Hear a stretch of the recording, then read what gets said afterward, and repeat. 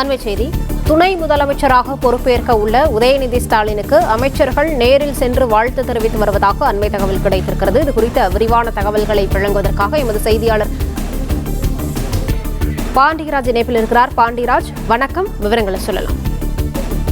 சென்னை பசுமை வழி சாலையில் உள்ள குறிஞ்சி இல்லத்தில், அதாவது அமைச்சராக இருக்கக்கூடிய உதயநிதி ஸ்டாலினுடைய முகாம் அலுவலகம் இருக்கக்கூடிய குறிஞ்சி இல்லத்தில் தற்போது தமிழகத்தின் அமைச்சர்கள் வர தொடங்கி இருக்கிறார்கள். குறிப்பாக நேற்று இரவு தமிழகத்தினுடைய துணை முதலமைச்சராக அறிவிக்கப்பட்டிருக்கிறார் உதயநிதி ஸ்டாலின். அதன் பிறகாக அவர் இன்று பொறுப்பேற்கக்கூடிய நிலையில் அவரை சந்தித்து வாழ்த்து தெரிவிப்பதற்காக அமைச்சர்கள் அன்பில் மகேஷ் பொய்யாமொழி, தங்கம் தென்னரசு, கயல்வெளி செல்வராஜ் உள்ளிட்டோர் இங்கே வந்திருக்கிறார்கள். அமைச்சர்கள் பெரிய கருப்பன் உள்ளிட்ட அமைச்சர்கள் எல்லாம் இங்கே வந்து துணை முதல்வராக பொறுப்பேற்கக்கூடிய உதயநிதி ஸ்டாலின் அவர்களை சந்தித்து வாழ்த்துக்கள் தெரிவித்து வருகிறார்கள். குறிப்பாக இங்கிருந்து இன்னும் 20 நிமிடங்களில் உதயநிதி ஸ்டாலின் அவர்கள் புறப்பட்டு நேரடியாக அண்ணா கலைஞர் நினைவிடங்களுக்கு சென்று மரியாதை செலுத்த இருக்கிறார்.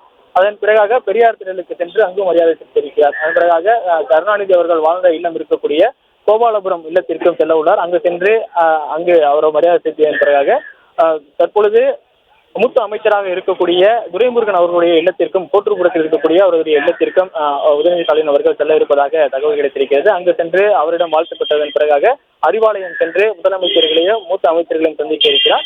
அங்கு கட்சியினுடைய மூத்த நிர்வாகிகளையும் சந்தித்து வாழ்த்து பெற இருப்பதாகவும் தகவல் கிடைத்திருக்கிறது. சரியாக 20 நிமிடங்களில் குறிஞ்சி இல்லத்தில் இருந்து புறப்பட்டு உதயநிதி ஸ்டாலின் அவர்கள் அந்த மரியாதை செலுத்தக்கூடிய அங்கு நிறைவு பெற்றதன் பிறகாக 3:30 மணிக்கு ஆளுநர் மாளிகையில் நடைபெற இருக்கக்கூடிய புதிதாக அமைச்சர் பொறுப்பேற்கக்கூடிய அந்த பதவியேற்பு விழாவிலும் கலந்து கொள்ள இருக்கிறார். இந்நிலையிலே தற்பொழுது துணை முதலமைச்சராக அறிவிக்கப்பட்டிருக்கக்கூடிய அமைச்சர் உதயநிதி ஸ்டாலின் அவர்களை சந்தித்து தமிழகத்தினுடைய மூத்த அமைச்சர்கள் எல்லோரும் அவருடைய வாழ்த்துக்களை தெரிவித்து வருகிறார்கள்.